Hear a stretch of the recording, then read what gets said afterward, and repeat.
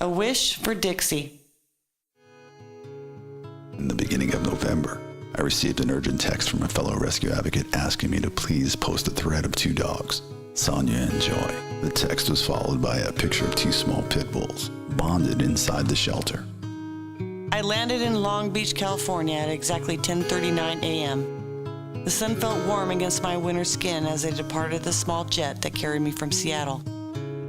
I walked through the open courtyard laden with palm trees and people waiting with their dogs to pick up their intended parties. Felt like I belonged here, an instant gratification. The knowing that I'm helping a cause that joins my heart with people of the same kind, all of which I know only through email, social posts, or by telephone. I represented the Samadhi Foundation, a dog rescue based in Las Vegas, Nevada. The director of the rescue en route to China could not attend the event. As part of the inner rescue circle, I offered to be in charge of her dog Dixie, labeled a Pharaoh Hound Pity Mix.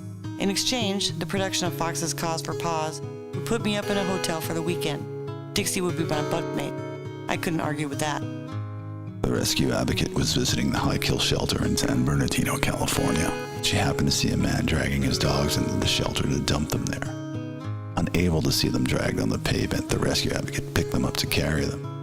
Due to being so scared, one of them defecated on her. The production, held in a hangar at the Santa Monica airport, bustled with volunteers who donated their weekend to help. Their faces smiled with dedication and a certain satisfaction at the knowledge that finally our daily efforts to save animals and had an outcome, an acknowledgement that could save many lives, awareness. The hangar echoed and shook as the planes took off outside. The odor of grease and oil joined that of the 80 dogs who acted in separate segments of the show. Her flawless performance would earn them a forever home. Cables were laid with precision across the floor, connecting the sound system on the stage to the back area control center. Large black drapes hid them from view. Dogs walked everywhere. No one complained. I felt like I found my perfect job.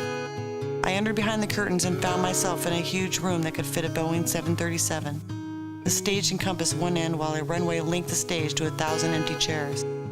Pre-taping of segments featured in the show revealed the strength of the sound system as it alerted me to the next featured dog contest, the Peanut Butter Puppy Contest. The rescue advocate pleaded with the man not to leave them. She even warned of their death in 5 days, but the guy didn't care. While tears spilled down his face, he still left them. She got his phone number and walked away. After the spectacle, I made my way to the kennels propped up in a temporary area with fake red grass material covering the ground. Each kennel had a huge banner with the name of a dog inside: Dixie, Mikey, Truman, and Sonia and Joy. Volunteers scurried around walking dogs, feeding them and bringing treats to each kennel. Off to the side, a small grass enclosure held Dixie, my ward for the weekend. The production coordinator handed me her leash and said, "You're responsible for this dog in every way, with a sternness that everybody understands and doesn't take offense. We know it's not personal." I took her leash and led her to the main thoroughfare. I spent the afternoon walking Dixie and helping with the photo shoots. Dogs featured on the show were taken to the grassy area and placed in poses for the perfect picture. Then the puppies came. Lots of puppies. I held puppies for hours while the cameras shot from every angle. St. Bernard puppies, Pit Bull puppies, Terrier puppies, and many others found their way into my hands, and also in my arms, around my neck, burying their noses into my hair. After a week of being posted on my social media site, the bonded pair, Sonia and Joy, had over 2,300 shares and almost $1,000 pledged for their rescue. We found them a good foster, and the Little Red Dog, a California dog rescue, would back the dogs until adopted. The second day of production came equipped with 10 hours. The dogs, tired and hungry, made their appearances on stage in the grand finale. I couldn't wait to get Dixie back to the hotel to decompress and eat. After the event, our group of rescuers went to dinner with the producer of the show, another fellow member of our inner circle of rescue friends. Tired and hungry, we talked of the show and how we could make changes to the next year's production. Everyone's eyes narrowed with sleep and discussion remained sparse, absent of the eager vibrance that existed only a day before. With our bellies full, we said our goodbyes and returned to the room. Dixie and I passed out, splayed out vertical, our bodies forming the letter H on the thick down comforter. Fellow rescue friend who goes by L.A. Mike is a film producer. The bonded pair caught his eye. He was amidst the production of Fox's Cause for Paws and wanted to feature them on the show. I wish the owner could see them now, but some part of me does not want him to know and to live with the fact that they had probably died.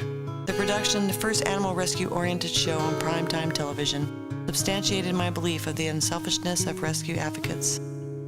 I finally met some of my friends that I have spent years talking to. They used to be only a voice on the phone.